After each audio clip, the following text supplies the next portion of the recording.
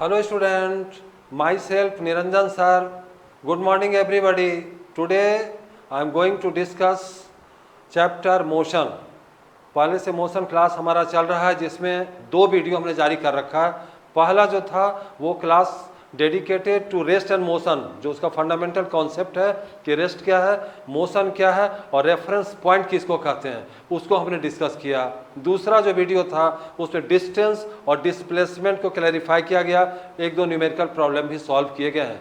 और आज का थर्ड वीडियो जो आ रहा है उसमें हम लोग डिस्कस करेंगे मोशन के आगे यूनिफॉर्म मोशन क्या है, नॉन यूनिफॉर्म मोशन क्या है, ग्राफिकली कैसे उसको हम लोग दे सकते हैं, प्लस उसके जो डिफरेंसेस क्या हैं, स्पीड क्या है, वेलोसिटी क्या है, एवरेज स्पीड क्या है, तो फिर एवरेज वेलोसिटी क्या है, इंस्टेंटेनियस स्पीड क्या है, इंस्टेंटेनियस वेलोसिटी क्या है, एक्सेलरेशन क्या है, इन सारे चीज़ों को हम लोग डिस्कस करने वाले हैं। लेकिन इसके पहले एक बात आप लोग को बताना हम जरूरी समझते हैं, क्योंकि आप लोग जो है अभी जैसे 8 से 9 में आए हैं और जब कुछ दिन गुजर जाता है तब आपको लगता है कि सर फिजिक्स जो सब्जेक्ट है वो उसको हम पूरा आप इंटरटेन नहीं कर पाए, और इंटरटेन नहीं करने के कारण आप कहते हैं फिजिक्स सर उतना बढ़िया नहीं लगता, ना तो न्यूमेरिकल नहीं बनता या कुछ और प्रॉब्लम। इसका मतलब आप मिस कर गए। क्यों कि सबसे जो इंटरेस्टिंग टॉपिक था, जो सबसे बढ़िया आपको जो एंजॉयमेंट दे सकता था, जितने सब्जेक्ट हैं उसको आपने मिस कर दिया। करना क्या है फिर, अभी भी लग जाना है। जो चूक हुआ, जो छूट गया, क्लास में नहीं समझे, कहीं ऑनलाइन क्लास ज्वाइन किए, नहीं समझ में आ रहा है, बहुत सारा बर्डन है, बहुत सारे क्वेश्चन दिए गए, डोंट वरी, आप हमारे लेक्चर को थ्रू आउट, शुरू से लेकर लास्ट तक उसको पूरा देखिए। आपके दिमाग में पूरा का पूरा जो है वो क्लियर रहेगा और डिफिकल्टी नहीं रहेगी, और आप ये कह पाएंगे कि सर अब फिजिक्स हमको बढ़िया लग रहा है और समझ में भी आ रहा है। इसके साथ साथ एक और बात, जो कुछ डेरिवेशन है उसमें जो एक्स्ट्रा हो सकता है समझाने के लिए, जो जनरली बुक में डिस्कस नहीं है, उसको भी हम लोग डिस्कस करें, क्योंकि आपको अपलिफ्ट करना है। केवल बुक तक जो है केवल आपको हमको रोक कर नहीं रखना, बस इतना ही पढ़ना है, ऐसा नहीं है, उसको हमको आगे ले जाना है। और प्लस कुछ जो हमारे जो अच्छे न्यूमेरिकल प्रॉब्लम प्रोवाइड करते हैं उसको भी हम लोग इस सेट में हम लेंगे। जैसे आपको बता ही रखे हैं, एक बुक TMH है, उसके each and every question will be solve by me, वो अलग से हम सीरीज शुरू कर रहे हैं। शुरू करने का ये मेरा मतलब है कि क्लास जो 9 है वो हमारे बच्चे इतने अच्छे तरीके से भर जाएं, इतने अच्छे तरीके से फिजिक्स समझ लें कि उनको क्लास 11 जो पहाड़ सा समुद्र सा आने वाला है, जिसका आपको आइडिया नहीं है, वो आसान सा लगे। नहीं तो होता क्या है, अभी तो बस थोड़ा थोड़ा डेफिनेशन पढ़ लिया, थोड़ा न्यूमेरिकल बना बोले सर बस हो गया। और जब 11 में जाते हैं तो चूंकि कॉन्सेप्चुअली आपका जो है वो चीज़ कवर अप नहीं हुआ है तो बहुत ही डिफिकल्टी फेस करना पड़ता है, और 11 में आप जो है दिक्कत में पड़ते हैं। इसी को ध्यान में रखते हुए कि केवल जो हमारे बच्चे, जो मेरे स्कूल के बच्चे हैं, वो केवल लाभ न ले, बल्कि पूरा का पूरा जो इसके बाहर है, आपके घर तक, आपके डोर स्टेप तक, ठीक है, हमारा ये वीडियो पहुंचे और आप समझ पाए। शुरू करते हैं यूनिफॉर्म मोशन। ठीक है, मोशन में अब जरा हम टॉपिक पर आते हैं। बात तो बहुत हो गई, अच्छा लगा सुनने में, लेकिन इसका जो रिजल्ट भी आना चाहिए सामने कि ठीक है सर आप जैसा बोले हम कर करके दिखा दिए। क्योंकि हमारे बच्चे इस तरह से कई सारे बच्चे हैं जो कि बहुत जनरल, बहुत सिंपल थे, लेकिन अभी वो इंटेलिजेंट बच्चों में क्लास में काउंट होते हैं, क्लास में टॉप कर रहे हैं। तो भरोसा होता है हमको कि आप सभी भी जो मेरे से जुड़े हुए हैं, ठीक है, आप लोग भी उसी तरह से क्लास में नंबर 1 से दिखेंगे। Right, now come to the point, uniform motion. शुरू करते हैं आज का टॉपिक, यूनिफॉर्म मोशन। जिस जगह भी यूनिफॉर्म टर्म जुड़ गया, यूनिफॉर्म का मतलब हुआ कांस्टेंट, तो सर क्या मोशन कांस्टेंट होगा तो चलेगा ही नहीं। क्या कहने का मतलब है, यूनिफॉर्म जहां भी रहेगा, यूनिफॉर्मिटी का मतलब होता है वो चीज कांस्टेंट है। तो यहां पर इसका कांस्टेंट कहने का मतलब ये है कि स्पीड कांस्टेंट रहेगा। ठीक है, तो चलिए एक डेफिनेशन लेते हैं। When A body covers equal distance in equal interval of time, the motion equal interval of time in a straight line, the motion is said to be said to be uniform. Uniform motion कहेंगे किसको? Equal distance in equal interval of time in a straight path. जैसे कि straight path का मतलब straight line जा रहा है यहाँ पर, ठीक है, इक्वल डिस्टेंस। अगर फर्स्ट सेकेंड में ये डिस्टेंस कवर करता है 20 मीटर, तो नेक्स्ट जो सेकेंड होगा, ठीक है, नेक्स्ट 2 सेकेंड मतलब दूसरे सेकेंड में भी ये क्या करेगा, 20 है तो यहाँ पर 40 मीटर आएगा। यहाँ पर लेवल लिखा हुआ है क्या है, 60 मीटर, ठीक है, तो 60 मीटर होगा तो ये थर्ड सेकेंड में ये होगा। तो equal distance in equal interval of time कैसे? यहाँ पर देखेंगे इंटरवल ऑफ टाइम कितना है, 1 सेकेंड, डिस्टेंस कितना है 20। इस जगह अगर देखेंगे तो यहाँ से लेंगे, ठीक है, इस जगह से लेंगे तो आपका दूसरे सेकेंड में जाकर कितना मीटर कवर हो रहा है, 2 सेकेंड में 40 मीटर, तो इन 1 सेकेंड कितना, 20 मीटर, ठीक। तो इससे ये पता चलता है कि मोशन कैसा है, यूनिफॉर्म। लेकिन एक कंडीशन इस पर जुड़ा हुआ है, अगर ये नहीं होगा, स्ट्रेट लाइन होना जरूरी है, तभी यूनिफॉर्म होगा। मतलब ये है कि इसको अगर हम और भी सरल भाषा में यूज करें तो हम ये कह सकते हैं कि इफ ए बॉडी और if the speed of body is constant and motion is along a straight line, ठीक है। मोशन कैसा है, if the speed of body is constant and motion is along a straight line में जा रहा है, then the motion is called uniform motion.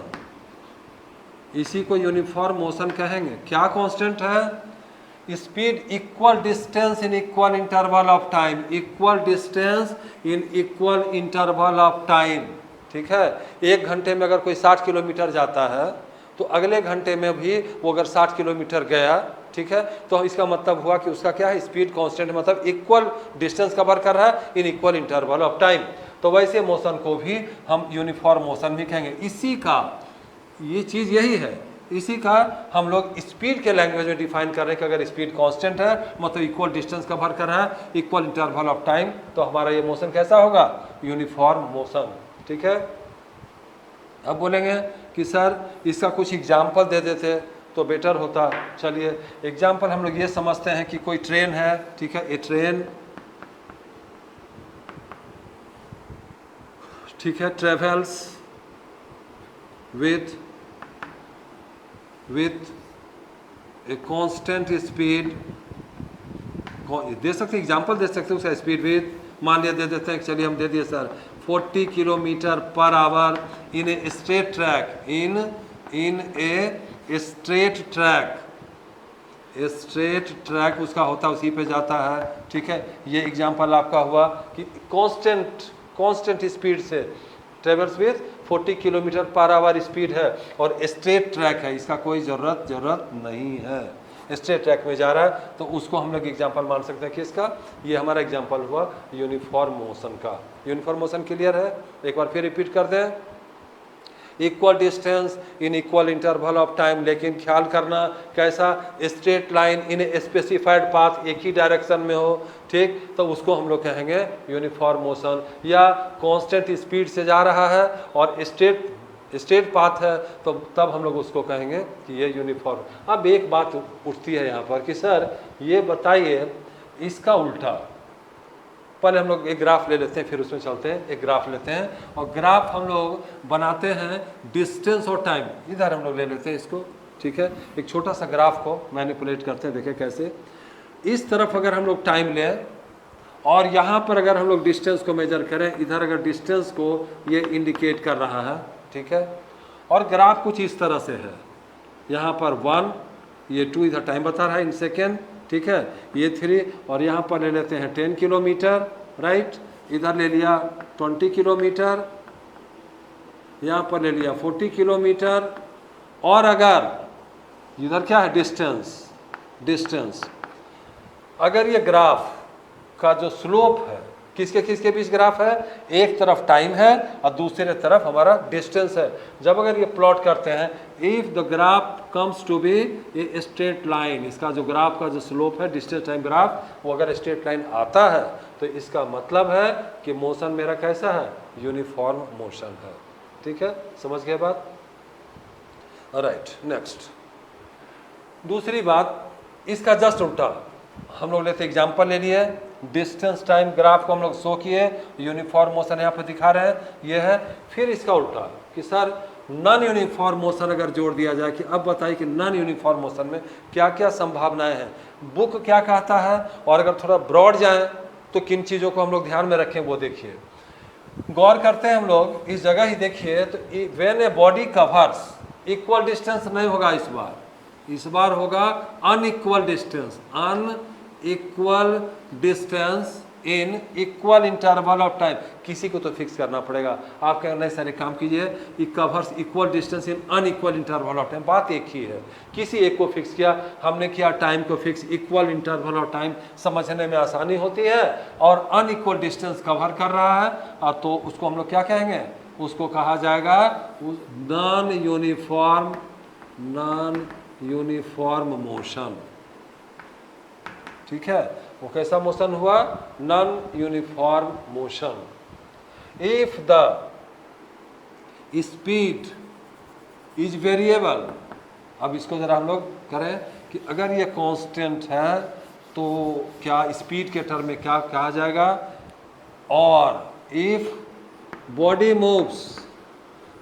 Moves with variable speed,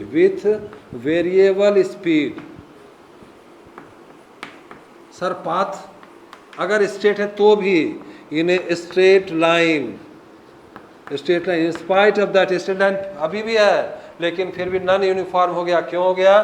क्योंकि unequal distance in equal interval of time है। Speed इसका क्या होगा? If a body moves with variable speed in a straight line, the motion is said to be, आ रहा समझ में, said to be non uniform, उसको हम लोग नॉन यूनिफॉर्म मोशन कहेंगे। ठीक है, नॉन यूनिफॉर्म क्या हुआ भाई? जनरली यही होता है, नॉन यूनिफॉर्म मोशन मेंटेन हम लोग करते हैं। यहाँ पर चलिए 50 का स्पीड है, 50 किलोमीटर पर आवर से चल रहा है, थोड़ी देर के बाद कहीं पर 60 हो गया किलोमीटर पर आवर, कहीं पर गए 30 किलोमीटर पर आवर हो गया। ये जो वेरिएबल स्पीड है, बदल रहा है बार बार, तो इस तरह की बात अगर हो रही है, तब हम लोग उसको किसके कैटेगरी में रखेंगे? Non uniform motion. क्लियर है बढ़िया से? ठीक है, चलिए इसको नोट कीजिए, और आगे हम लोग नॉन यूनिफॉर्म मोशन के ग्राफ को भी प्लॉट कर करके देखते हैं। ओके, ग्राफ बनाते हैं इसका। सर कैसा कैसा ग्राफ होगा? अरे स्ट्रेट लाइन छोड़कर जो भी लाइन होगा वो सारे ग्राफ उसको रिप्रेजेंट करेंगे नॉन यूनिफॉर्म में। चलिए डिस्टेंस और टाइम, इस तरफ हम लोग टाइम को लेंगे और इधर हम लोग डिस्टेंस को लेने वाले हैं। डिस्टेंस ग्राफ का एक सेपरेट वीडियो इसके बाद जारी करेंगे, जिसमें आपका केवल और केवल ग्राफ डिस्कस होगा, जिसमें distance time, displacement time, velocity time, acceleration time, ये सारे ग्राफ का एक कंप्लीट सेट ही इसके जस्ट बाद हम लोग रिलीज करेंगे। तो डिस्टेंस और टाइम, अभी केवल those graph I will discuss which is related to non uniform motion. चलिए यहाँ देखिएगा, नॉन यूनिफॉर्म मोशन कैसा होगा? सर इधर डिस्टेंस है, इधर टाइम है, अगर ऐसा ले लीजिएगा तब क्या होगा? ये नॉन यूनिफॉर्म मोशन का एग्जांपल है। ठीक सर, अगर इधर ऐसे कर देते तो क्या, आप तो इस तरह बनाते हैं, ऐसे ले लीजिएगा तभी क्या होगा? क्या ये नॉन यूनिफॉर्म होगा? क्या ये नॉन यूनिफॉर्म होगा? बिल्कुल नॉन यूनिफॉर्म होगा। एक और ले लीजिए सर, यहाँ ऐसे लिया आपने, ऐसे लिया, ऐसे चला गया, यार एक मिनट, एक ही जैसा दिखता है। सर ऐसे लीजिए ना स्ट्रेट लाइन, फिर ऐसे कर दीजिए, आप बताइए है तो स्ट्रेट लाइन। तीनों के बारे में आपका क्या कहना है? ठीक, ऑल दिस थ्री, सब में डिस्टेंस ही है, डी है, यहाँ भी डी है और यहाँ भी डी है। ध्यान दीजिएगा, डिस्टेंस और यहाँ टाइम है और ये भी टाइम को रिप्रेजेंट कर रहा है। तो सबसे पहले हम इसका चर्चा करेंगे लास्ट में कि क्या सर ये यूनिफॉर्म है कि नॉन यूनिफॉर्म है। यहाँ पर देखिए, यहाँ तक तो यूनिफॉर्म रहा अप टू, अगर मार्किंग करो इसको ए और बी तो ये कह सकते हैं कि ओ से ए तक यूनिफॉर्म है, लेकिन इसके बाद चेंज कर गया, इसीलिए चेंज करने का मतलब है कि ये नॉन यूनिफॉर्म है। राइट, ये कैसा मोशन है सर, इस तरह से ऊपर चढ़ा हुआ जा रहा है, क्या चक्कर है ये, देख ले आगे जब स्लोप बताएंगे तो आपको समझाएंगे। वास्तव में ये क्या हो रहा, इसका स्पीड बढ़ रहा है, मतलब ये जो मोशन है ये एक्सक्लरेटेड मोशन है। बड़ा अच्छा पॉइंट आ गया, एक्सक्लरेटेड मोशन है। सर एक्सेलरेशन तो नहीं पढ़ाए, अभी पढ़ाएंगे तो समझ में आएगा, फिलहाल इस चीज़ को हम डिस्क्राइब कर सकते हैं, आगे तो उसको हम लोग डिटेल से लेंगे। एक्सेलरेटेड मोशन है, ठीक है, बढ़ रहा है स्पीड, इसमें बढ़ते जा रहा है क्योंकि स्लोप बढ़ रहा है। इसका मतलब एक चीज़ और पता चला कि सर नॉन यूनिफॉर्म जो होता है, नॉन यूनिफॉर्म मोशन जो होगा वो कैसा मोशन होगा, उसमें एक्सक्लरेशन क्या होगा, नॉन जीरो एक्सेलरेशन, मतलब उसमें एक्सेलरेशन होगा, एक्सेलरेशन जीरो नहीं होगा, इसमें जीरो नहीं है। सर इसके पास आइए, इसमें सर आप बताएं कि स्पीड इंक्रीज कर रहा है, यहाँ पर स्पीड इंक्रीज कर रहा है, कैसे, यहाँ पर स्पीड स्लोप से यहाँ पर इतना फिर उठ गया तो आगे, यहाँ पर गया तो और आगे, यहाँ ऐसे इस तरह से अलग अलग देखते हैं। यहाँ जो एंगल बना, यहाँ पर बच्चा क्या हो गया, अगर मैं इसको कहूँ θ1, ये एंगल 1, एंगल 2, एंगल 3, देख रहे हैं, एंगल 1 से बड़ा हुआ एंगल 2, एंगल बड़ा होने का मतलब स्पीड बढ़ गया, फिर बढ़ा तो ये स्पीड इंक्रीज कर गया, एक्सेलरेटेड मोशन। सर जरा यहाँ आइए तो आप देख ही रहे हैं, यहाँ पर अगर मैं बात करूँ तो यहाँ पर देख रहे हैं ये रहा एंगल, यहाँ पर ये कम हो जा रहा है, स्लोप धीरे धीरे जाकर ये एंगल इसका कम होते चला जा रहा है विथ एक्स एक्सिस, इससे कम होने का मतलब है ये रिटार्डेड मोशन है,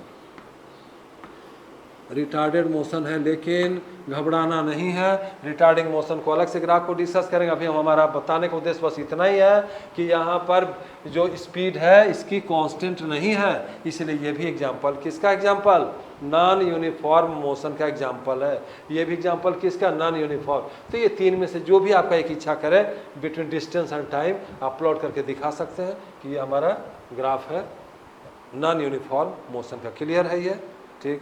एग्जाम्पल नॉन यूनिफॉर्म मोशन का जरा एक दो एग्जाम्पल ले लेते हैं, ग्राफ तो बता दिए, तो जरा सा देखिए कि अगर कोई आदमी है जो पार्टिसिपेट कर रहा है 100 मीटर रेस का, ठीक, मतलब ये जनरली तो ये मूविंग बस कम्स टू हॉल्ट, रुक गया भाई, गेट ए स्टॉप, एग्जाम्पल है नॉन यूनिफॉर्म, क्यों, स्पीड में था, जीरो हो गया, रुक गया जाकर। 100 metre participants of 100 metre race, 100 metre race का जो क्लैरिफाई करा वो भी, क्योंकि दौड़ना शुरू किया, पकड़ा, यहाँ से स्टार्ट किया, सीटी बजे, विशेल बजा, बस जैसे दिया दौड़ना स्टार्ट किया, स्टार्ट हुआ जीरो से, बढ़ते गया, चेंज हो रहा है, बार बार चेंज हो रहा है, तो ये भी एग्जांपल है, वेरिएबल स्पीड हो गया, अलग अलग चेंज हो गया, वो एग्जांपल है किसका, नॉन यूनिफॉर्म मोशन। तो यूनिफॉर्म मोशन और नॉन यूनिफॉर्म मोशन आपके समझ में बढ़िया से आ गया, ठीक है। इसके बाद बेटर रहेगा कि इन दोनों को एक जो टेबल के अंदर सजा दिया जाए कि यूनिफॉर्म मोशन और नॉन यूनिफॉर्म मोशन में क्या हुआ, क्योंकि बहुत सारी बातें बताई गई लेकिन वो जो है मतलब लिखा हुआ नहीं, समझाए सर, तो ज़रा सा इसको एक टेबल बता देते तो अच्छा होता। चलिए टेबल ले लेते हैं, ये रहा, एक तरफ यूनिफॉर्म मोशन और दूसरे तरफ नॉन यूनिफॉर्म मोशन। कितना डिफरेंस देना सही रहेगा सर, 1 2 3 4 या 10, भाई कम से कम 3, और तीनों ऐसा हो जो बिल्कुल एक अलग ढंग से उसको पूरा का पूरा उसको स्पेसिफाई बढ़िया से कर रहा, जो पढ़ने से लगे हाँ ये पॉइंट सही है। तो और एक चीज़ और बताया कि बस इसमें क्या करना है, डेफिनेशन जरूर डालिए, दो हम लोग डेफिनेशन लिए थे। पहला क्या है, if a body covers equal distance in equal interval of time, क्या बताए थे, the motion is the motion is in a straight line equal number of time. देखिए इन ए स्ट्रेट लाइन जरूरी है, in a straight path, in a straight path अगर रहेगा तभी बोलेंगे, ठीक है। इन दिस, या कह दीजिए इन दिस, ठीक है, बॉडी कवर्स इक्वल। यहाँ पर क्या होगा, इन this body covers unequal distance, unequal distance in equal, handwriting पे घबराना नहीं है, सात तरह से रहते आप समझ जाइएगा, बोल रहे ही हैं तो पता लगेगा कि क्या लिखे है। तो unequal distance in equal interval of time in a straight path, in a straight path अगर है तो क्या मतलब, ठीक है, in a straight path in this body covers unequal distance in equal interval of time in a straight path. बस हो गया और कुछ नहीं। ये पहला पॉइंट है, दूसरा नहीं है, पहला। इसका फिर सेकेंड पॉइंट, इसमें स्पीड कांस्टेंट है, इसमें स्पीड वेरिएबल है। तब तो द स्पीड ऑफ ऑब्जेक्ट या बॉडी एक ही बात है, बॉडी रिमेन्स कांस्टेंट, यहाँ पर कांस्टेंट रहता है। सर यहाँ पे क्या होता है, यहाँ पर होता है the body moves with variable speed.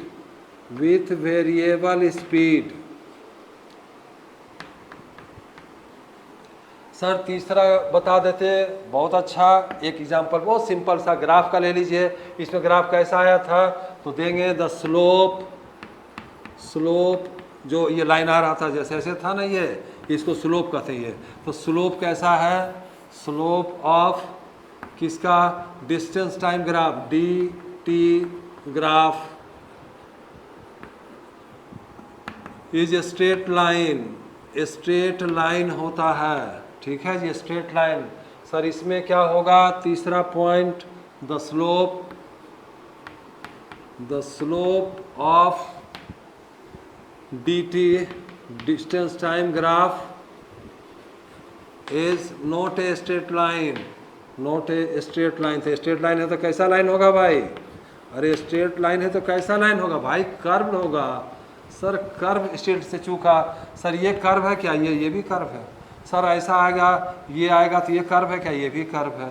Sir ये आप दे दीजिए, हम लोग जो है ऐसे दीजिए, सर ये कर्व है क्या, ये भी कर्व है। ये सारे जो लाइन है ये स्लोप है डिस्टेंस और टाइम के बीच में, इधर टाइम इधर डिस्टेंस, ये भी सब उसी की कहानी है, ये भी उसी की कहानी है, राइट। तो ये हमारा आ गया तीसरा डिफरेंस। सर अगर इसे कोई भूल गए तो तब क्या करेंगे, तब तो दिक्कत होगा। कोई दिक्कत नहीं है, आप अगर साइकिल चला रहे हैं और कांस्टेंट स्पीड है, बाइक चला रहे हैं कांस्टेंट स्पीड है, तो वो यूनिफॉर्म का एग्जांपल है, तुम उसको लिख सकते हैं। मतलब चौथा नंबर दे देंगे, एग्जांपल दिए थे ना आपको, क्या है, इक्वल डिस्टेंस इन इक्वल। तो बस या ट्रक या आप अपना दीजिए, बाइक दीजिए या साइकिल दीजिए, सीधा सा बात है। ये साइकिल कौन सा, bicycle, cycle moves with constant speed in a straight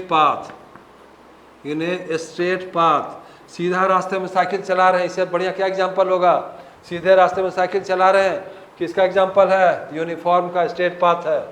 sir इधर क्या कर देंगे, अब तो ये पूरा भर दिए भाई, क्या करें, कुछ ऐसा ही है, भरते जाएगा, जो मन में आएगा बीच में उसको हम डालते चले जाते हैं, जिससे आपको समझने में आसानी हो।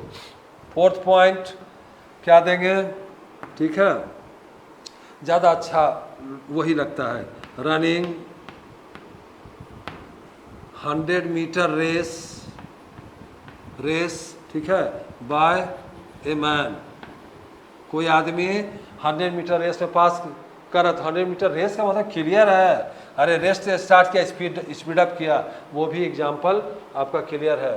तो इस तरह से हमने इसको लिया, ठीक।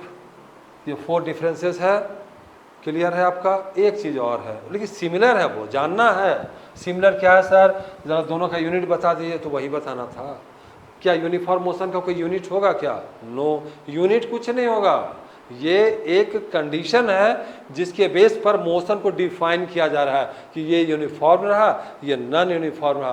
But this is not a physical quantity, ये फिजिक्स का कोई क्वांटिटी नहीं है, जो कि जैसे इनर्शिया था वो भी क्वांटिटी नहीं था फिजिक्स का, कुछ लोग कह देते हैं। तो ये नहीं है, इसका कोई भी यूनिट, ना तो इसका यूनिट होगा और ना तो इसका कोई यूनिट होगा। स्टूडेंट, फिर हम लोग चर्चा कर रहे हैं अब स्पीड, थोड़ा आगे बढ़ेंगे, स्पीड और वेलोसिटी को लेंगे। स्पीड में क्या क्या कौन कौन से टाइप के स्पीड होते हैं उसको देखेंगे, और वेलोसिटी में भी उसी कैटेगरी को देखेंगे, और साथ ही साथ स्पीड और वेलोसिटी में क्या डिफरेंस है उसको टेकअप करेंगे, और लास्ट में जाकर हम लोग डिफरेंस उसको देखेंगे, एक्सेलरेशन क्या है, और फिर कुछ न्यूमेरिकल प्रॉब्लम्स भी लेंगे। चलिए शुरू करते हैं। स्पीड कोई नया सा टर्म नहीं है, पीछे के क्लास में आप पढ़ते रहे स्पीड स्पीड। वैसे भी कॉमन लैंग्वेज में कहते हैं कि भाई कितना स्पीड है, बाइक का ज़्यादा स्पीड नहीं रखना, देखो 150 से ज़्यादा स्पीड नहीं करना, दिक्कत होगा, कंट्रोल में रखो, फिर कितना चलाओ उसके नीचे रखो।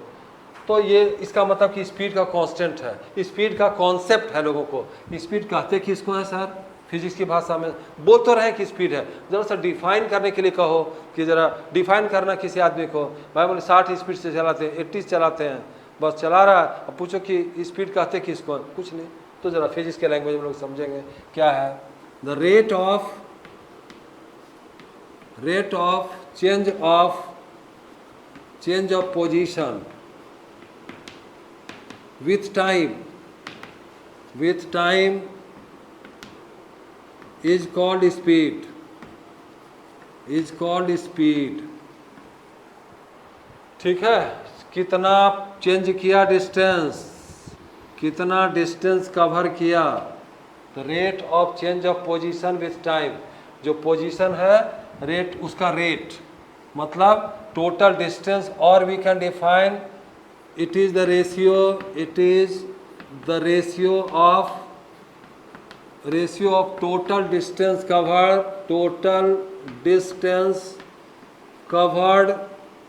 covered to the time taken by the body in motion। रट करके नहीं काम करना है लैंग्वेज का, लैंग्वेज अपना रखिए, जब जो मन आया, कॉन्सेप्ट क्लियर है, भाषा आ जाएगा अपने आप ऑटोमेटिक। इट इज, शुरू से लेते हैं, the rate of change of position with time, उसको हम लोग कहेंगे स्पीड। कितना रेट उसका चेंज हुआ, ठीक है, पोजीशन में कितना चेंज, मतलब बात है ये, थोड़ा अगर इसको सिंपल लैंग्वेज में कहें तो रेशियो ऑफ टोटल डिस्टेंस। अगर 100 किलोमीटर कवर किया ए से बी तक, ठीक है, तो और टाइम अगर इसमें लगा है इसको, ठीक है, 2 घंटा, तो हम लोग कह सकते हैं कि इसका स्पीड के बारे क्या कह रहा है, रेशियो है, मतलब स्पीड कितना हो जाएगा, स्पीड हो जाएगा सर टोटल डिस्टेंस में क्या लगता है 100 किलोमीटर और डिवाइडेड बाय सर 2 आवर, इसको करेंगे तो यार है 50, कैसे लिखेंगे, किलोमीटर पर आवर। ठीक है, यूनिट पर हमेशा ध्यान रखेंगे कि यूनिट वेलोसिटी हो या स्पीड हो, क्या होगा, डिस्टेंस का क्या यूनिट होगा, तो वो होना चाहिए 50 किलोमीटर पर आवर इसका स्पीड हुआ। डायरेक्शन सर बताइए, डायरेक्शन बताइए। यहाँ से अगर मैं कहूँ कि चलो एक एग्जांपल बदलते हैं, इसमें इधर आया फिर चला गया इधर 50 किलोमीटर, और 50 किलोमीटर जाने में, ठीक है, इसने मान लो कि इसने 2 घंटा लगाया इधर। अब सर अब क्या कहना है आपका, ये समझ गए बात, स्पीड कितना है, अब बताइए सर क्या स्पीड देंगे इसमें। चलिए कोई दिक्कत नहीं, इस बार हम लोग क्या करेंगे, टोटल डिस्टेंस कवर 100 किलोमीटर यहाँ, 50 किलोमीटर यहाँ, टोटल डिस्टेंस की स्पीड इज इक्वल टू क्या हो जाएगा, टोटल डिस्टेंस कितना है 150। टाइम का लिमिट नहीं है, छोटा भी ले सकते हैं, बड़ा भी ले सकते हैं, ठीक है। ये तो 150 किलोमीटर हो गया टोटल, और डिवाइडेड बाय टाइम, 2 घंटा यहाँ लगा, 1 घंटा 2 घंटा वहाँ लगा, 4 आवर, क्या हो जाएगा ये, इसको आप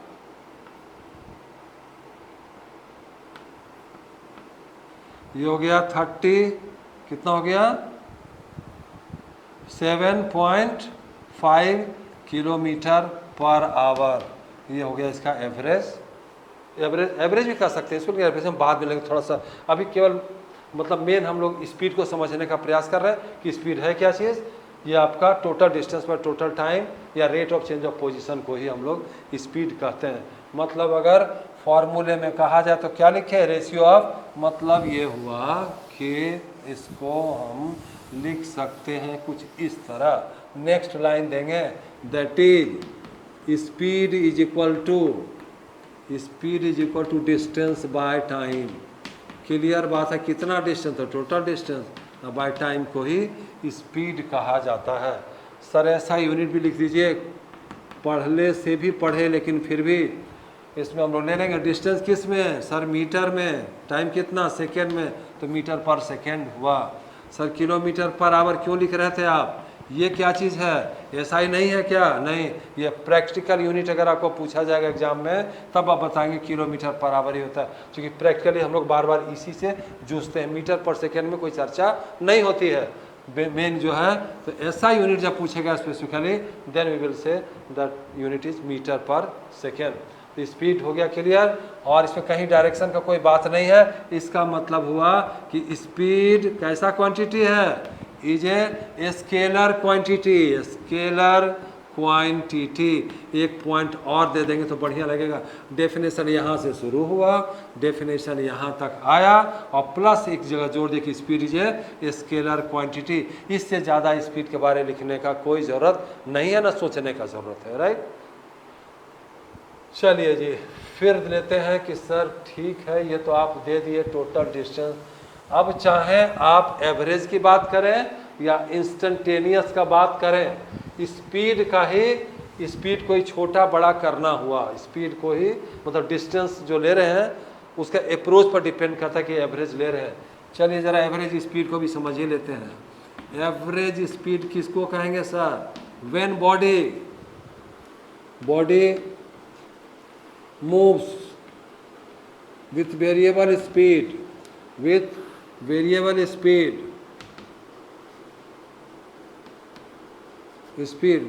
स्पीड जब रहेगा, देन वी कम अक्रॉस किसके लिए, एवरेज स्पीड को हम लोग फैसला करते हैं। तो एवरेज स्पीड होगा क्या, ये तो नहीं लिखा, तो एवरेज स्पीड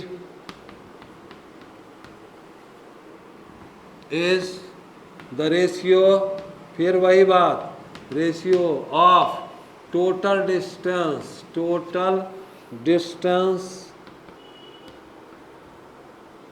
ठीक है, टोटल डिस्टेंस टू टाइम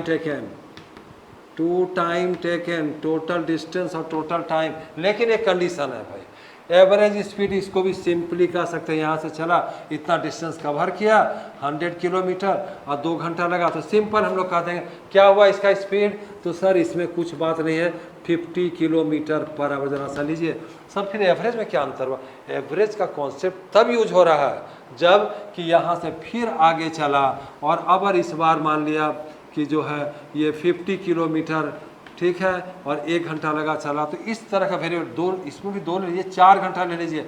लेने में क्या लगता है भाई, बहुत भीड़ थी, ठीक है, मार्केट में, तो समय लगा। तो ये वेरिएबल जब स्पीड रहेगा उस समय एवरेज स्पीड समझ में आता है। फॉर्मूला वही है, total distance upon total time.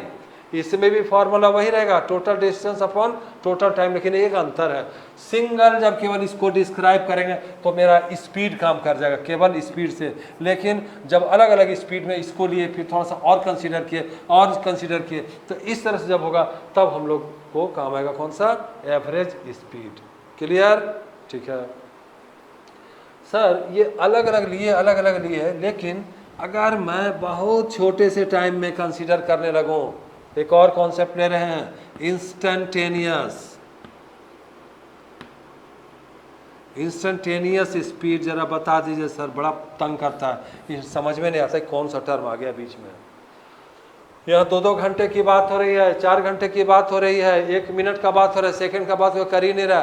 कहा सर क्या बात करते सर, 1 सेकंड में कितना डिस्टेंस कवर किया है, ये तो कैलकुलेशन तो उस पर जो मेरा ओडोमीटर वहाँ भी नहीं दिखता है कि 1 सेकंड में क्या कवर कैसे निकालेंगे सर। तो ठीक है, जब टाइम जब काफ़ी शॉर्ट हो, ठीक है, कब देखते हैं, सो देखिए ज़रा इसका एग्जांपल, बड़ा ही ये ग्लोरियस इसका एग्जांपल है। आपके जो मीटर रीडिंग दिखा रहे हैं स्पीडोमीटर में, ठीक है, इस तरह से दिखाता है, ये रहा रीडिंग का, यहाँ पर है 20 किलोमीटर पर आवर, ठीक है जी।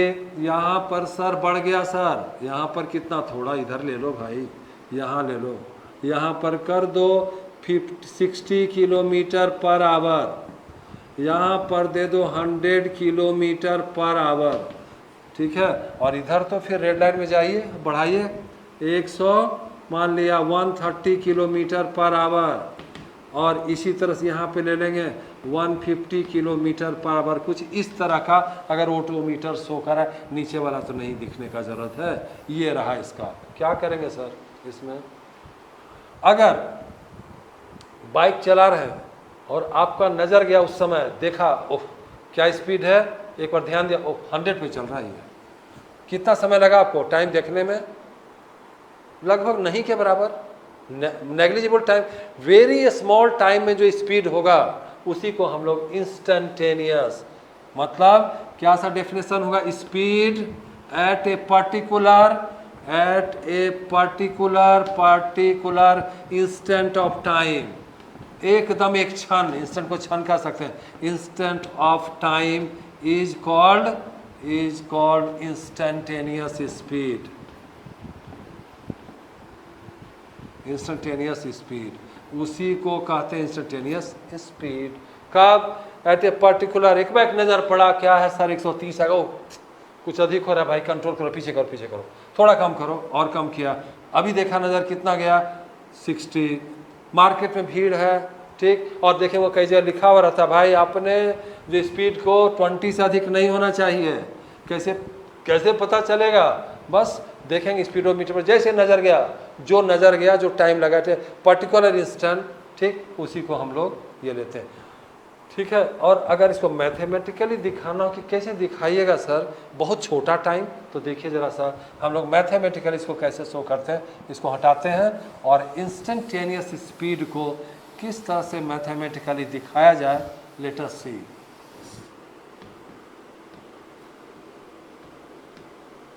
इंस्टेंटेनियस स्पीड को जरा सा फॉर्मूला में दिखा दीजिए, तो उसमें तो लिख दिया था total distance by total time, तो डिस्प्लेसमेंट, ये सॉरी तो डिस्टेंस ले रहे थे, ये लेंगे डिस्टेंस में जितना चेंजेज आए, ठीक, और डिवाइडेड बाय जितना टाइम लगा, टाइम बहुत छोटा हो, टाइम इंटरवल बहुत छोटा हो, तो क्या करेंगे, तो एक टर्म है हमारा limit delta t tending to 0, ठीक है, ये कॉन्सेप्ट है हमारा इसको दिखाने का। इंस्टेंटेनियस टाइम जितना कम से कम पॉसिबल था, देखते हैं कितना समय लगता है आपको, कैलकुलेट हो पाता है क्या, नहीं करते हैं, तो उसी टेंडिंग टू एकदम जीरो में कैसे देखें, कुछ ना कुछ तो समय लगेगा ही, जब नज़र डालेंगे तो बहुत कम हो, और उस क्षण, उस टाइम, उस इंस्टेंट ऑफ टाइम पर जो स्पीड होगा उसी को इंस्टेंटेनियस स्पीड कहते हैं। थोड़ा और आगे बढ़ेंगे, मैथमेटिकल टूल्स का यूज़ करते हैं, क्लास 11 का कॉन्सेप्ट यूज़ करेंगे, तो बस इसको ज़रा सा हम लोग ऐसे दिखा सकते हैं, जो v लिखे, इंस्टेंटेनियस लिखने का ज़रूरत नहीं है, तो इज इक्वल टू, इसी को कहा जाता है dx अपॉन dt, जिसकी चर्चा हम लोग क्लास 11 में करेंगे। और फंडामेंटल कोर्सेज जब 10 से पास करते हैं बच्चे, तो उसके साथ साथ ही हम लोग स्टार्टिंग में आपको अपग्रेड करने के लिए इसका इस्तेमाल करेंगे, इसका भी क्लास लेंगे। यहाँ तक तो आपके समझ में आ गया। ये अलग से होगा जो हम लोग डिस्कस करेंगे कैलकुलस में पढ़ेंगे डिटेल से डिफरेंशिएशन और इंटीग्रेशन। वैसे अगर आपका मन करे कि नहीं सर हम इसको भी देखना चाहते हैं सर कैसे होता है, तो मेरा वीडियो क्लास 11 का मैथमेटिकल टूल्स पहला वीडियो है, जिसमें आप डिटेल से समझ सकते हैं कि ये चीज़ यहाँ कैसे पहुँचा। बड़ा मज़ा आएगा, आप देख सकते हैं, इसमें कोई परेशानी वाली बात नहीं है, आपको बहुत परेशान नहीं होना पड़ेगा, आपके समझ में आसानी से आ जाएगा। तो हम लोग स्पीड को समझ लिए, ठीक है। स्पीड हम लोग जाने कि 3 तरह का होता है, कौन कौन। एक सिंपल स्पीड का डिफाइन किए, उसके बाद हम लोग एवरेज को डिफाइन किया, एवरेज स्पीड लिए, जब वेरिएबल स्पीड बदल रहा उस कंडीशन में एवरेज का जरूरत पड़ा कॉन्सेप्ट का। तीसरा हम लोग लिए इंस्टेंटेनियस, माने पर्टिकुलर इंस्टेंट ऑफ टाइम पे नजर आए डाले, उस समय जो स्पीड दिख रहा है उसी को हम लोग कहेंगे इंस्टेंटेनियस स्पीड। इसी तरह से वेलोसिटी में भी 3 तरह का बात आएगा, ठीक है। वेलोसिटी में भी velocity will be of 3 types. कौन कौन सा होगा सर? वेलोसिटी लेंगे, सिंपल, पहले वेलोसिटी डिफाइन करेंगे, फिर एवरेज वेलोसिटी को समझेंगे। ये बढ़िया कॉन्सेप्ट एवरेज वेलोसिटी का वेक्टर है, तो इस पर काफ़ी टिपिकल से क्वेश्चन बनते हैं। पोजीशन पर, इनिशियल फाइनल पोजीशन पर बनेगा। और तीसरा नंबर आएगा फिर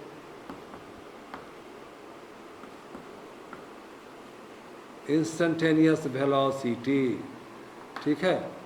सबसे ज़्यादा अगर इसमें कुछ इस्तेमाल होता है तो ये वाला टर्म हमारा बहुत यूज होगा, क्योंकि अब डिस्टेंस से हटकर डिस्प्लेसमेंट में हम लोग प्रोसीड करेंगे, राइट। तो 1 बाय 1 हम लोग डिस्कस करेंगे वेलोसिटी, एवरेज वेलोसिटी और instantaneous velocity.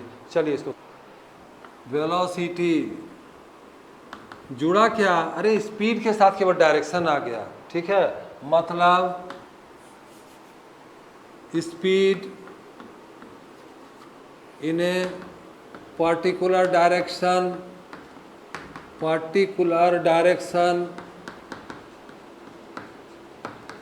is called velocity, उसी को वेलोसिटी कहते हैं। पर्टिकुलर डायरेक्शन में जा रहा है कोई चीज़, डायरेक्शन, तो उसको हम लोग कहेंगे वेलोसिटी। जैसे 60 kilometre per our in east direction अगर कोई चीज़ मूव कर रहा है, ठीक है, तो ये एग्जाम्पल हमारा किसका हो गया? वेलोसिटी का। क्या सर? पहले क्या था? पहले इतना ही था, इसमें जुट गया एक चीज़ और कि इन ईस्ट डायरेक्शन, तो ये हमारा बन गया वेलोसिटी, ठीक। तो इसमें हम लोग क्या चीज़ ध्यान दिए? हम लोग डायरेक्शन को ले रहे हैं कि डायरेक्शन को दिखाएं, लेकिन सर एक ही डायरेक्शन रहेगा ये तो कोई ज़रूरी नहीं है, फिर भी वेलोसिटी चाहिए। जैसे यहाँ पर ये रहा 3 किलोमीटर पर आवर से इधर गया, राइट, और आगे जाकर यहाँ पर हो गया 4 किलोमीटर पर आवर, ठीक है। सर अब बताइए आप कि वेलोसिटी के बारे में आपका क्या कहना है?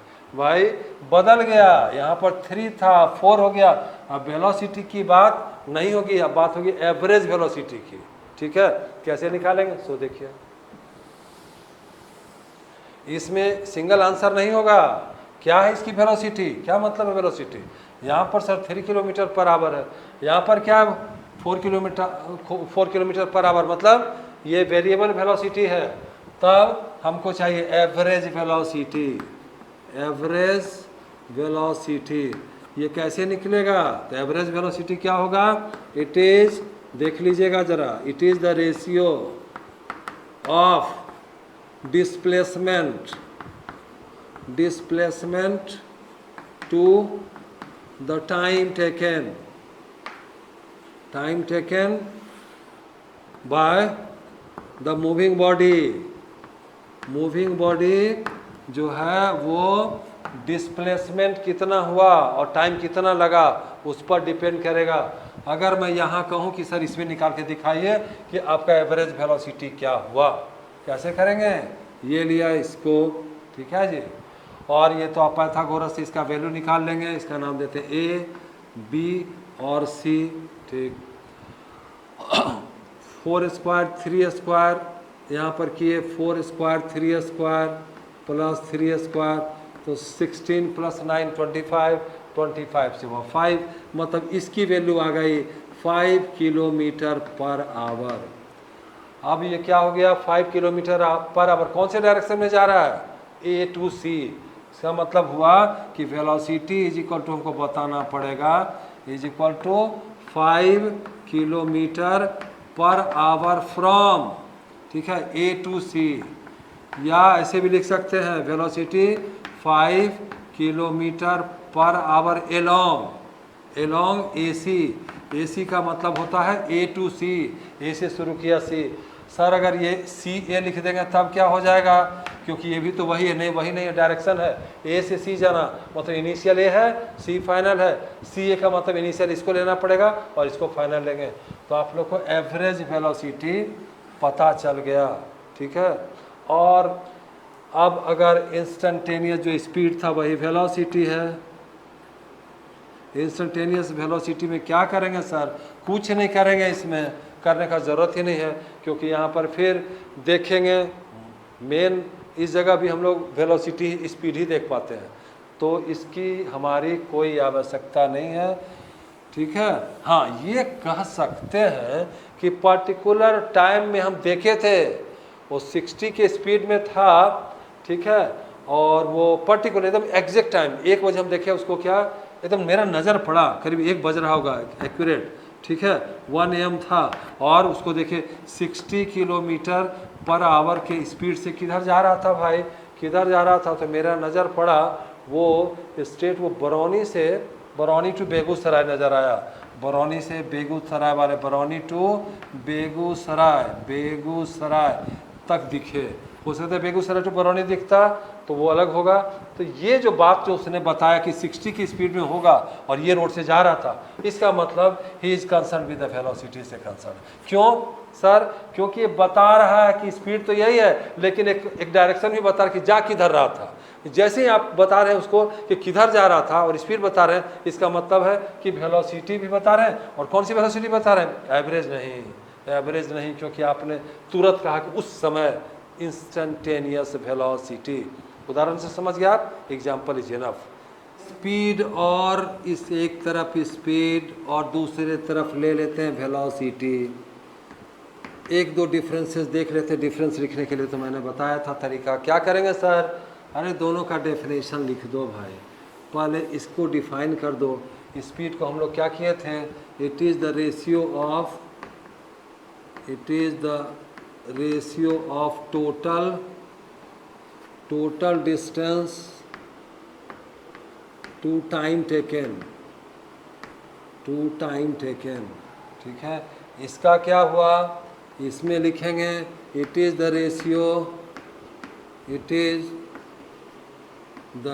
रेशियो ऑफ किसका? टोटल डिस्टेंस नहीं, it is the ratio of displacement, ठीक है, विथ टाइम के साथ है, ठीक। दूसरा सर स्पीड कैसा है? डायरेक्शन है ही नहीं, तो it is a scalar quantity, ये स्केलर क्वांटिटी है। ये कैसा है sir? It is a vector quantity, क्योंकि इसमें डायरेक्शन देना ज़रूरी है। अभी बताए थे, ख्याल आया कि 60 किलोमीटर से जा रहा है, डायरेक्शन बताया कि फ्रॉम बरौनी टू बेगूसराय आ रहा है, तो इसका मतलब है कि we are concern the direction also. हमको बताना पड़ा था, पता चला जा किधर रहा था, उधर जा रहा था या इधर आ रहा था, तो स्पेसिफाई करें। इसका मतलब वेलोसिटी की चर्चा भले आपको नहीं पता है, लेकिन आपने वेलोसिटी बता रखा है। तो इट इज़ थर्ड नंबर बात करें, सर नंबर का बात कीजिए। ये पॉजिटिव होगा, निगेटिव होगा, जीरो होगा, क्या होगा, थोड़ा इसके बारे में बताइए। शुरुआत करते हैं, स्पीड क्या होगा? ठीक है, इट इज़ ऑलवेज पॉजिटिव, ठीक है। जब भी होगा स्पीड क्या होगा? पॉजिटिव होगा। नो निगेटिव और नॉन ज़ीरो, जीरो भी नहीं। जब मूवी कर रहा जीरो कहाँ से बात आ गई? तो एक तो निगेटिव हो नहीं सकता स्पीड। सर कैसे, क्या मतलब आपको कहने जरा ग्राफ से, पहले इसको लिख लेते फिर ग्राफ से मैं बता रहा हूँ। ये क्या होगा? तीसरा नंबर, इट कैन बी क्या हो सकता है? ज़ीरो हो सकता है, निगेटिव हो सकता है, पॉजिटिव तो होता ही है। पॉजिटिव होता, यहाँ ये पॉजिटिव होता, लेकिन इस पॉजिटिव को छोड़कर ये दो चीज़ और होता है, जीरो और निगेटिव भी, जबकि यहाँ पर नहीं होगा। सर एक केस लेकर आपको दिखाते हैं केवल इसी चीज़ को कि पॉजिटिव निगेटिव होगा कि नहीं होगा। ये इतना स्पेस है, इसमें मैं इसको डिफाइन कर देता हूँ। चलिए देखिए, अगर कोई बॉडी है, ज़रा लीजिएगा यहाँ पर, ठीक, और रिटर्न हुआ गया, ठीक है, 60 किलोमीटर पर आवर की स्पीड से गया, ठीक है जी, और रिटर्न हो गया अपने ओरिजिनल पोजीशन पर, यहीं आ गया, तो डिस्प्लेसमेंट कितना हुआ? सर जीरो हो गया, चूँकि लौट ही आया। तो एवरेज वेलोसिटी इस केस में, average velocity is equal to 60 गया हो रहा है इनिशियल, मतलब यहाँ पर है final position minus initial position, तभी पता चलेगा। इनिशियल पोजीशन को डिस्प्लेसमेंट कहते हैं, और डिवाइडेड बाय टाइम। तो तो फाइनल पोजीशन कहाँ है, यही है, इनिशियल कहाँ है, यही है, तो दोनों के बीच 0 बाई टी आ गया 0, ठीक है। लेकिन दिखाएंगे सर कैसे, दिखाएंगे ऐसे 0 किलोमीटर पर आवर ऐसा दिखा सकते हैं, राइट। क्या हुआ, ये तो 0 हो गया, निगेटिव कब होगा सर, निगेटिव जब रेफरेंस पॉइंट से पीछे आएगा, तब पॉजिटिव तो आप जानते ही होता है। इसकी ज़रा बात कर लें कि ये ऑलवेज पॉजिटिव कैसे होता है। देखिए स्पीड स्पीड स्पीड क्या होगा, पॉजिटिव होगा, निगेटिव स्पीड नहीं हो सकता। यहाँ तो डायरेक्शन जा रहा है ऐसे, कह दिए 60 किलोमीटर पर आवर टुवार्ड्स क्या, इस तरफ डायरेक्शन लेंगे तो नॉर्थ, ये ईस्ट जा रहा है, टुवार्ड्स ईस्ट, ठीक है। और अगर मैं कहूँ कि माइनस करिए, उल्टा जा रहा है सर, अब क्या लिखें, तो लिखेंगे -60 किलोमीटर पर आवर, ठीक है। और टुवार्ड्स अगर दे दे, एक ही नाम ईस्ट ही रखें, तो ईस्ट रखेंगे, माइनस का मतलब उल्टा वेस्ट जा रहा है, या तो ये लिखें या तो ऐसे लिखें 60 kilometre per our towards waste, ठीक है। ये तरीका है, ईस्ट को पॉजिटिव माना, हमको ईस्ट में दिखाना, माइनस मतलब वेस्ट में जा रहा है, इस तरह से हम लोग, मतलब इसमें पॉजिटिव निगेटिव होगा, डायरेक्शन ही तो बदला, डायरेक्शन बदला निगेटिव हो गया। स्पीड में ऐसा कुछ नहीं है, स्पीड में डायरेक्शन बदलिए या नहीं बदलिए वो कांस्टेंट ही होगा, ठीक है, क्योंकि इसमें डिस्टेंस बाय टाइम है, डिस्टेंस बाय टाइम है, और डिस्टेंस हमेशा बढ़ेगा, घटेगा नहीं कभी। आपका मीटर रीडिंग दिखा रहा है यहाँ पे 3000 किलोमीटर, आप चल रहे हैं तो क्या होगा, आगे बढ़ेगा, ठीक है, कुछ और किलोमीटर जुटेगा उसमें।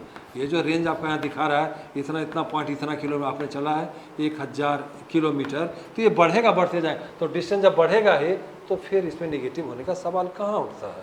तो इस तरह से आपने स्पीड और वेलोसिटी को भी बढ़िया से समझ लिया, क्या करना जरूरी होगा, इसको भी हम एंड कर देते हैं, और तब न्यूमेरिकल प्रॉब्लम्स इससे रिलेटेड मैं इस चैप्टर में लूँगा। एक्सक्लरेशन मतलब क्या, एक्सक्लरेटेड बढ़ना या घटना भी, दोनों बात है, ठीक। अगर बढ़ा सर, अगर जैसे बाइक चला रहे हैं आप, समझिए बात को, और आपने एक्सेलेरेटर लिया, नहीं कहते एक्सेलेरेटर लिया, तो 30 किलोमीटर पर आवर का था, एक्सेलेरेटर लिया आपने, कर दिया 60 किलोमीटर पर आवर, मतलब क्या हुआ, मतलब ये हुआ कि स्पीड में चेंजेज आ गए, 30 था 60 हो गया। ऐसे मोशन में जब बदल गया, इसी को कहा जाता है एक्सक्लरेटेड मोशन, एक्सक्लरेटेड मोशन। तो हम लोग ये बात समझ में है कि एक्सेलरेशन को कैसे डिफाइन करेंगे, कैसे करेंगे डिफाइन, तब होगा जब स्पीड में चेंजेज आएगा, तब एक्सेलरेशन का रास्ता स्टार्ट होगा। सर ब्रेक लगा दिए, यहाँ पर एक्सेलरेशन है क्या, ये रहा, इस जगह 60 किलोमीटर पर आवर है, चला, यहाँ जाकर क्या हो गया, ये 30 पर आ गया, 30 किलोमीटर पर आवर। यहाँ पर क्या घटना घटेगी भाई, घटेगी क्या, 60 से 30 आ गया, एक्सेलरेटर लेंगे क्या, नहीं सर, बढ़ जाएगा। क्या किए, ब्रेक लगाए, ब्रेक लगाए, ये भी एक एक्सेलरेशन ही है, लेकिन निगेटिव एक्सेलरेशन है, निगेटिव एक्सेलरेशन है, क्योंकि स्पीड घट गया। और नेगेटिव एक्सेलरेशन को ही रिटार्डेशन कहते हैं, रिटार्डेशन। ये तो हुआ सर कि आप एग्जाम्पल से समझाए, सर डिफाइन कर दीजिए, थोड़ा नोट्स रहेगा सर तो समझ में आएगा, बार बार तो देखेंगे उसको। तो चलिए हम लोग डिफाइन करते हैं एक्सेलरेशन को, बताते हैं कि कैसे डिफाइन करेंगे। सर स्केलर है कि वेक्टर है, सर इसका यूनिट क्या है, ऑल द थिंग्स। और एक्सेलरेशन में यूनिफॉर्म होता है, नॉन यूनिफॉर्म एक्सेलरेशन होता है, ये सारे पॉइंट हम लोग डिस्कस करने वाले हैं एक्सेलरेशन के टर्म में। तो चलिए यहाँ पर अगर शुरू करते हैं, एक्सेलरेशन कैसे डिफाइन होगा, तो the rate of change of velocity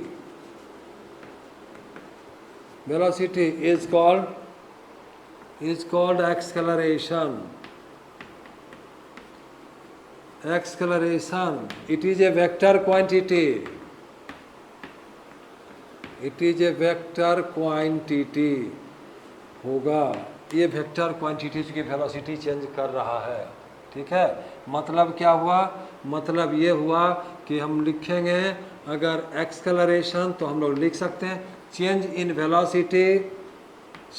in velocity upon time, right change in velocity upon time. Acceleration a दिखाते हैं चेंज इन वेलोसिटी को डेल्टा वी चेंज किया, ठीक है, कहीं पर भी था, फिर कहीं यू और फिर कहीं हुआ टाइम टी। तो डेल्टा वी हुआ चेंज इन वेलोसिटी और डिवाइडेड बाय टाइम। तो टाइम लिए ये सर कह रहे हैं वेक्टर है, सर कुछ वेक्टर उक्टर दिखाइए, दिखता नहीं है वेक्टर। चलिए देख लीजिए, यहाँ पर दिए वेक्टर जो जनरली 9th क्लास के बुक में उतना मेंशन नहीं रहता है। और ये रहा, ये हुआ हमारा, ठीक है जी। यूनिट का बात कीजिए, चलिए यूनिट भी ले लेते हैं सर। एस आई यूनिट क्या होगा? S I unit, S I unit होता है, यहाँ पर लीजिए मीटर पर सेकेंड, तो metre per second divided by second, तो metre per second square unit हुआ किसका? एक्सलरेशन का यूनिट हुआ। बात समझ गए? एक्सेलरेशन का जहाँ भी वेलोसिटी चेंज करेगा, बढ़ेगा या घटेगा, दोनों ही कंडीशन को हम लोग क्या कहेंगे कि एक्सेलरेशन हो गया। लेकिन निगेटिव पॉजिटिव लगा देंगे, मतलब ये हुआ कि ये दो टाइप का होगा, टू टाइप्स होगा। पॉजिटिव एक्सेलरेशन कब होगा? वेलोसिटी इंक्रीजेज, वेलोसिटी अगर बढ़ रहा है इंक्रीजिंग, तब पॉजिटिव बोलेंगे नहीं। मतलब अगर एक्सेलरेशन का मतलब ही होता है कि पॉजिटिव ही है, लेकिन निगेटिव देंगे तब तो बात बन जाएगी दूसरे तरीके का। क्या हो गया भाई? तो वेलोसिटी डिक्रीज कर रहा है, डिक्रीज कर रहा है, और वेलोसिटी जब डिक्रीज करेगा इसी को कहा जाता है निगेटिव एक्सेलरेशन। और सर निगेटिव एक्सेलरेशन को हटाइए सर, रिटार्डेशन बोलिए ना, सीधा धीमा हो रहा, रिटार्डेशन। किसको? निगेटिव एक्सेलरेशन को ही रिटार्डेशन भी कहते हैं, ठीक है जी। चलिए क्लियर है बढ़िया से? एक्सेलरेशन दो तरह का, यूनिफॉर्म एक्सेलरेशन और non uniform acceleration. Uniform acceleration sir इसमें क्या होगा? यूनिफॉर्म, ठीक है, if the body changes equal, body has equal change in velocity in equal interval of time,